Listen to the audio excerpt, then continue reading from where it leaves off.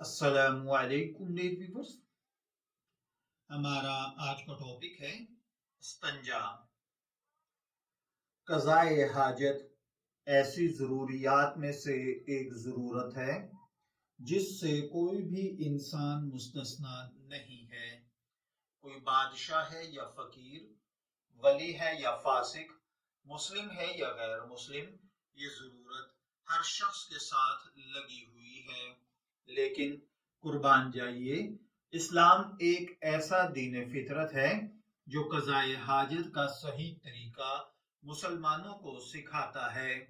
سرکار دو عالم صلی اللہ علیہ وآلہ وسلم نے اس کے متعلق ایک ایک چیز بہت تفصیل سے بیان فرمائی ہے۔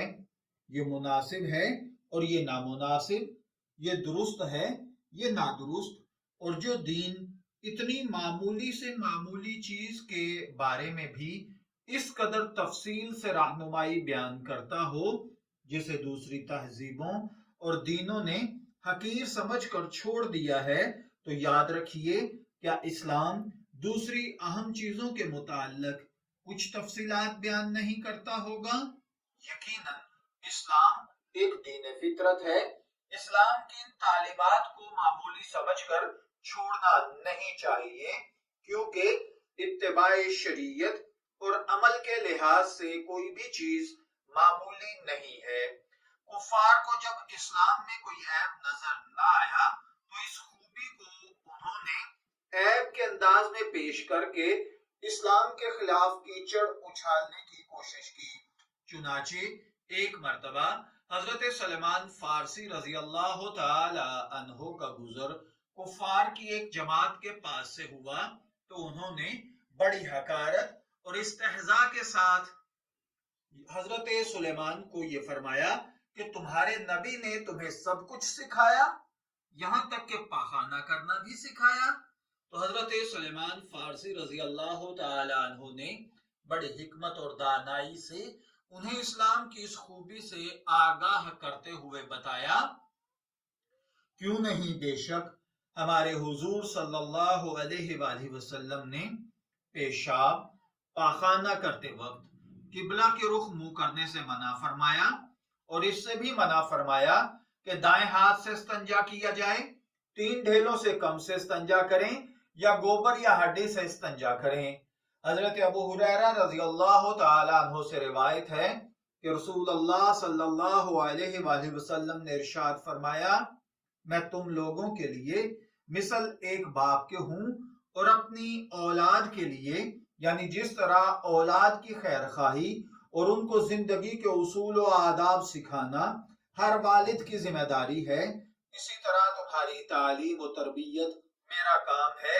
اس لیے میں تمہیں بتاتا ہوں کہ جب تم قضائے حاجت کے لیے جاؤ تو نہ قبلہ کی طرف منہ کر کے بیٹھو، نہ اس کی طرف پشت، بلکہ اس طرح بیٹھو کہ قبلہ کی جانب نہ تمہارا منہ ہو نہ تمہاری پیٹھ۔ حضرت ابو ہریرہ کہتے ہیں کہ آپ نے استنجے میں 3 پتھروں کے استعمال کا حکم دیا اور منع فرمایا کہ لیل اور ہڈی استعمال کرنے سے، اور منع فرمایا دائیں ہاتھ سے استنجا کرنے سے۔ اسی طرح ایک اور روایت ہے جس کا مفہوم ہے، حضرت سلیمان فارسی سے روایت ہے، بیان فرماتے ہیں بعض مشرکوں کی طرف سے مذاق اور طنز کے طور پر ان سے کہا گیا کہ تمہارے پیغمبر نے تم لوگوں کو ساری ہی باتیں سکھائی ہیں، یہاں تک کہ پاخانہ کرنے کا طریقہ بھی۔ تو حضرت سلیمان نے ان سے کہا، ہاں بے شک انہوں نے ہمیں سب کچھ سکھایا ہے، اور استنجے کے متعلق بھی ضروری ہدایات دی ہیں۔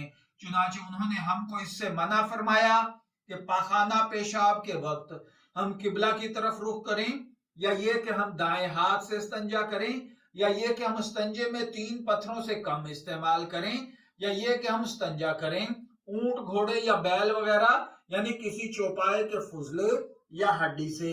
تو دیکھیے بھائیوں اور بہنوں، ان ارشادات نبوی کی صورت میں ہمیں 4 ہدایات ملتی ہیں۔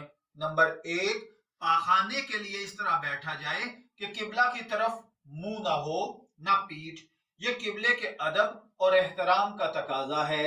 ہر مہذب آدمی जिसको लतीफ और रूहानी हकीकतों का कुछ शऊर और एहसास हो, पेशाब या पखाने के वक्त किसी मुकद्दस और मोहतरम चीज की तरफ मुंह या पीठ करके बैठना बेअदबी और गंवारपन समझता है।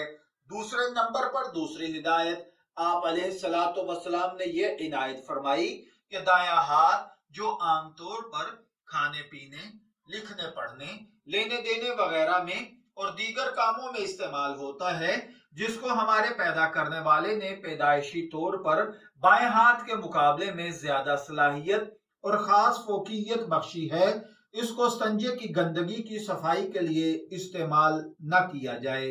ये बात भी ऐसी है कि हर मुहज्जब आदमी जिसको इंसानी शरफ का कुछ शऊर और एहसास है, अपने बच्चों को ये बात उसे जरूर सिखलानी चाहिए। तीसरे नंबर पर आपने जो हिदायत अता फरमाई ये है कि संजे में सफाई के लिए कम से कम 3 पत्थर इस्तेमाल करना चाहिए, क्योंकि आम हाल यही है कि 3 से कम में पूरी सफाई नहीं होती। बस अगर कोई शख्स महसूस करे कि इसको सफाई के लिए 3 से ज्यादा पत्थर या ढेलों के इस्तेमाल करने की जरूरत है, तो अपनी जरूरत से ज्यादा इस्तेमाल करे। ये भी याद रखिए कि हदीस में संजे के लिए खास पत्थर का जिक्र इसलिए आया कि अरब में पत्थर के टुकड़े ही इस मकसद के लिए इस्तेमाल होते थे, वरना पत्थर की कोई खासियत नहीं है। मट्टी के ढेले और इस तरह हर ऐसी पाक चीज से ये काम लिया जा सकता है जिससे सफाई का मकसद हासिल होता हो। इसका इस्तेमाल इस काम के लिए नामुनासिब ना हो। पानी इसको बेहतरीन दर्जे में पूरा करता है, लिहाजा स्तंजे में पानी इस्तेमाल करना भी अगर किसी के इख्तियार में है तो जरूर करना चाहिए। अगर पानी मौजूद ना हो तो फिर ढेले या पत्थर का इस्तेमाल इसी सुन्नत के दर्जे में है। चौथे नंबर पर जो हिदायत आप अलैहिस्सलातु वस्सलाम ने अता फरमाई वो ये है कि किसी जानवर की गिरी पड़ी हड्डी से, इसी तरह किसी जानवर के खुश्क फुजले से यानी लीद वगैरह से इस्तिंजा न किया जाए, क्योंकि जमाना जahलियत में अरब के बाज लोग इन चीजों से इस्तिंजा कर लिया करते थे। इसलिए रसूलुल्लाह सल्लल्लाहु अलैहि वसल्लम ने सराहतन इससे मना फरमा दिया। जाहिर है कि ऐसी चीजों से इस्तिंजा करना अक्ल सलीम के खिलाफ है और सलीमुल फितरत इंसान साहिब तहजीब आदमी के नजदीक ये बड़ा गंवारपन है।